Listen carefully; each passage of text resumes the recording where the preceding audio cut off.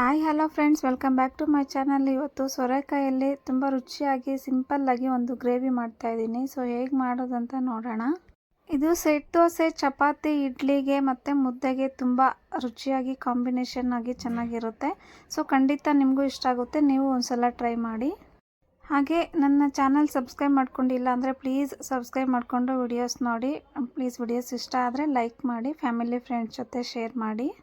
Mixie jar ತೊಗೊಂಡಿದ್ದೀನಿ, masala prepare ಮಾಡ್ಕೊಳ್ಳೋಣ. ಚಕ್ಕೆ, ಲವಂಗ ಮತ್ತು 1 ಇಂಚು ಶುಂಠಿ, ಹಾಗೆ ಸ್ವಲ್ಪ ಕಾಯಿ ತುರಿ, 1 ಗಡ್ಡೆ ಬೆಳ್ಳುಳ್ಳಿ, 1 ಗಡ್ಡೆ ಈರುಳ್ಳಿ ತೊಗೊಂಡಿದ್ದೀನಿ.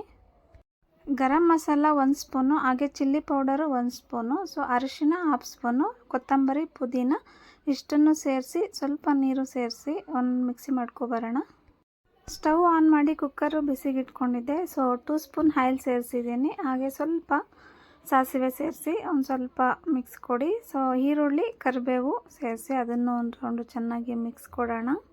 ಅರ್ಧ kg ಸೋರೆಕಾಯಿ ಮತ್ತು 1 ಆಲೂಗಡ್ಡೆ ತೊಗೊಂಡಿದ್ದೆ, ನಾನು ಸಣ್ಣದಾಗಿ ಹಚ್ಕೊಂಡಿದ್ದೆ ಅದನ್ನು ಸಹ. ಸೋರೆಕಾಯಿ ತುಂಬ ಹೆಲ್ತ್ಗೆ ಒಳ್ಳೆಯದು. ಸೊ ಹಾಗೆ ಬಜ್ಜಿನ ಅಂಶನೂ ಕರಗಿಸುತ್ತೆ ಅಂತ ಹೇಳ್ತಾರೆ ಕೆಲವೊಬ್ಬರು.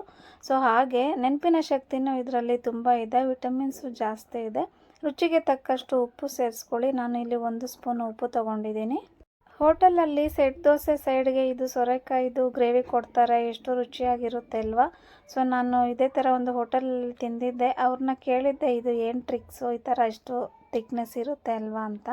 ಅವರು ಒಂದು ಸೀಕ್ರೆಟ್ ಹೇಳಿದರು. ಸೊ ಅದನ್ನು ಬಳಸಿ ನಾನು ಇವತ್ತು ಮಾಡ್ತಾಯಿದ್ದೀನಿ. ನಾನು ಇಲ್ಲಿ 1/2 ಕಪ್ ಬಟಾಣಿ ನೆನೆಸ್ಕೊಂಡಿದ್ದೆ, ಅದನ್ನು ಸಹ ಸೇರಿಸಿ ಮಸಾಲೆ ಸೇರಿಸಿ. ಮಸಾಲೆ ನಾನು ಎಣ್ಣೆಯಲ್ಲಿ ಫ್ರೈ ಮಾಡ್ಕೊಂಡಿಲ್ಲ ಆಗಲೇ. ಸೊ ಅದಕ್ಕೆ ಈಗ ಎಣ್ಣೆಯಲ್ಲಿ ಸ್ವಲ್ಪ ಚೆನ್ನಾಗಿ ಫ್ರೈ ಮಾಡ್ಕೊಳ್ಳೋಣ. ಸ್ವಲ್ಪ ಹಸಿ ಸ್ಮೆಲ್ ಹೋಗೋ ತನಕ ಫ್ರೈ ಮಾಡ್ಕೊಳ್ಳಿ. ಈಗ ಏನು ಟ್ರಿಕ್ಸ್ ಅಂತ ಹೇಳ್ತೀನಿ ನೋಡಿ. ಹೆಸರುಬೇಳೆ 1/2 ಕಪ್ಪು ಒಂದು 10 ನಿಮಿಷ ನೆನೆಸ್ಕೊಂಡಿದ್ದೆ. ಸೊ ನೋಡಿ, ಇದೇ ಮೈನ್ ಟ್ರಿಕ್ಸ್ ಇದರಲ್ಲಿ. ಗ್ರೇವಿ ಅಲ್ವಾ, ಸೊ ಅದಕ್ಕೆ ನೀರು ಜಾಸ್ತಿ ತೊಗೊಳ್ಳೋದು ಬೇಡ. ಒಂದು ಚಿಕ್ಕ ಕಪ್ಪು ತೊಗೊಂಡಿದ್ದೀನಿ.